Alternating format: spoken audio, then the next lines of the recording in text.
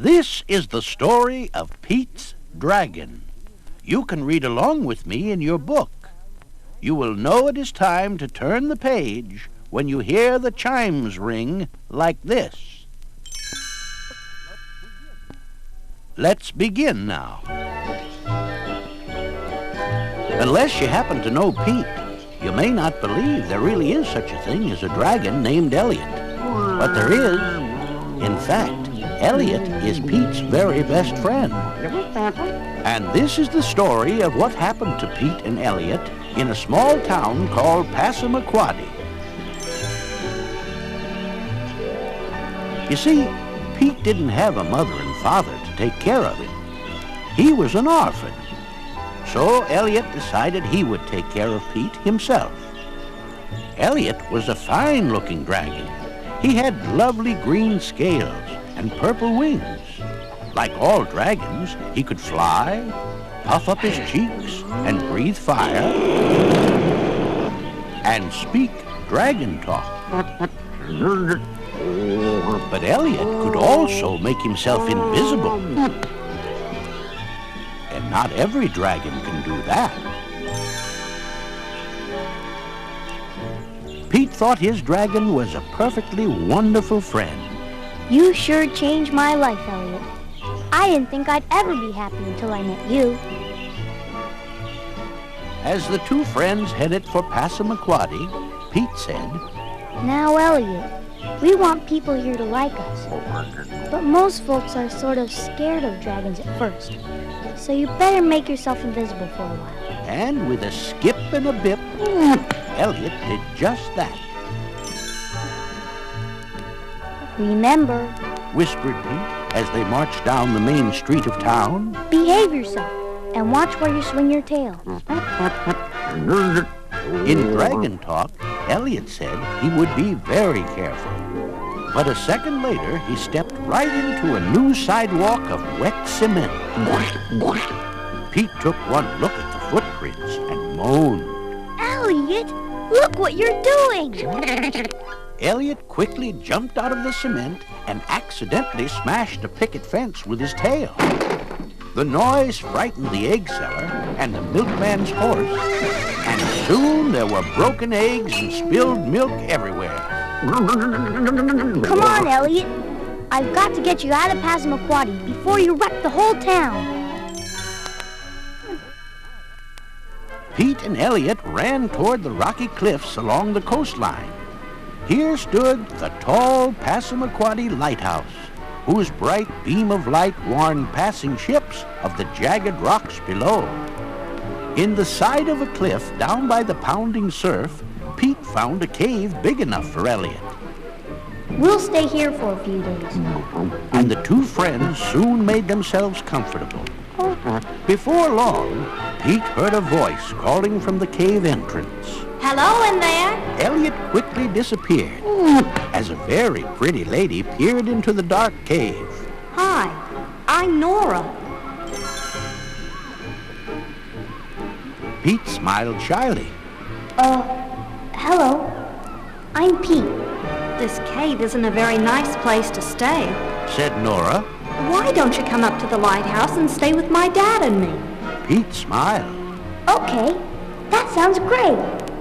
As he left the cave, Pete whispered to Elliot, You stay here while I look around. When Nora and Pete reached the lighthouse, a man with a white beard was waiting. Who's this young fellow, Nora?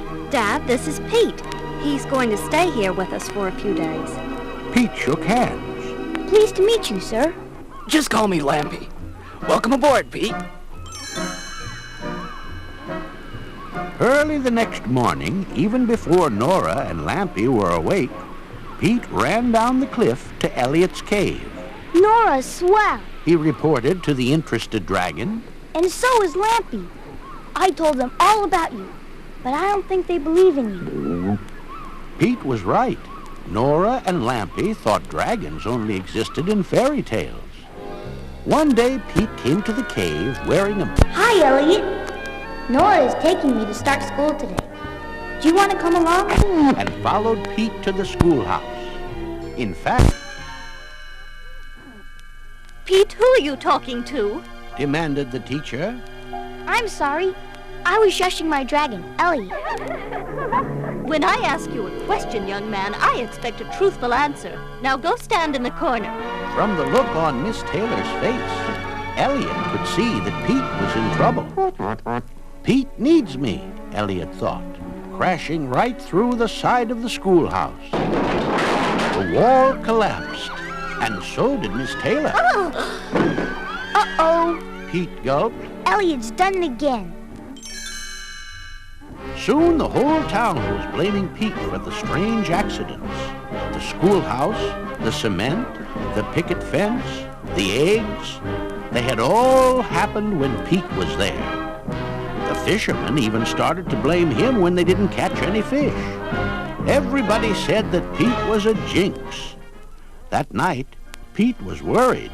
I won't be able to stay in Passamaquoddy after what Elliot did today. Cheer up, Pete. Said Nora. Lampy and I won't let anyone make you leave.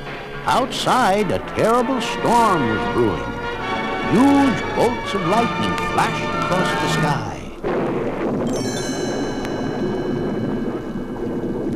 Lampy looked concerned. This is going to be a mighty bad storm. We'd better check the light upstairs.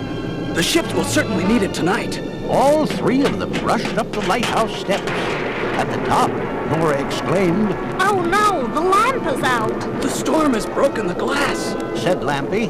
The wick is wet. We'll never get it lit. Through the flashes of lightning, Nora could just make out a ship tossing wildly on the ocean. Dad, a ship. Without the light, it's sure to hit the rocks. Suddenly, Pete had an idea. Elliot can help. As Pete rushed out of the lighthouse, Nora shouted, Pete, come back! How can a make-believe dragon help save the ship?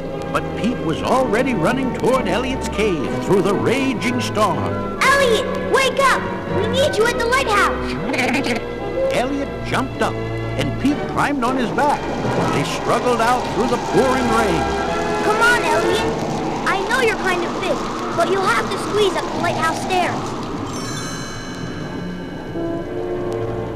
We've got to keep trying. Said Nora to her father.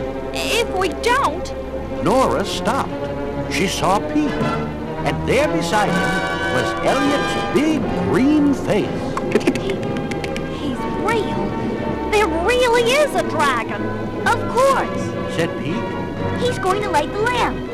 Elliot puffed up his cheeks and blew a tremendous blast of flame.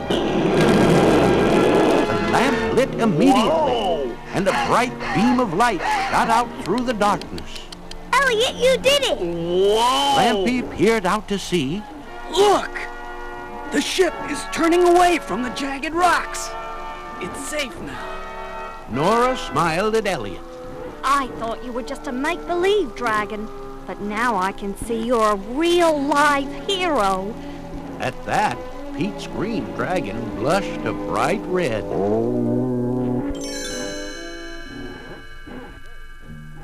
The next day, both Pete and Elliot were heroes.